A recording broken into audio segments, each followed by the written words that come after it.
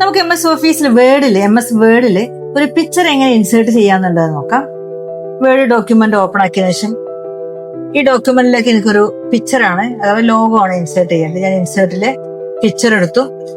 This device എന്ന് ഞാൻ മൈക്രോസോഫ്റ്റിന്റെ തന്നെ ലോഗോ ഞാൻ ഡൗൺലോഡ് ആക്കി വെച്ചിട്ടുണ്ട്. ജസ്റ്റ് ഇൻസേർട്ട് എടുത്തു. നമുക്ക് ഈ ലോഗോ എന്ത് ചെയ്യാൻ പറ്റുന്നില്ല, മൂവ് ചെയ്യാൻ പറ്റുന്നില്ല. കാരണം പൊസിഷൻ നമ്മൾ മാറ്റി കൊടുത്തിട്ടില്ല. നമുക്ക് മൂവ് ചെയ്യാൻ നോക്കിയിട്ടുണ്ടെങ്കിൽ ചെയ്യാൻ പറ്റില്ല. നേരെ ഇവിടെ പിക്ചർ ഓപ്പൺ ആക്കി പാടത്തിന് പിക്ചർ ഫോർമാറ്റ് എന്ന ടാബ് വന്നിട്ടുണ്ട്. ഇതിൽ നിന്ന് പൊസിഷനിൽ ക്ലിക്ക് ചെയ്തിട്ട് നമ്മൾ ജസ്റ്റ് ഏതെങ്കിലും ഒന്ന് ക്ലിക്ക് ചെയ്യാം. സോ ഇനി നമുക്ക് ഈ ലോഗോ എവിടേക്ക് വേണമെങ്കിലും മൂവ് ചെയ്യാൻ പറ്റും. Okay, picture ഫോർമാറ്റിലാണ്.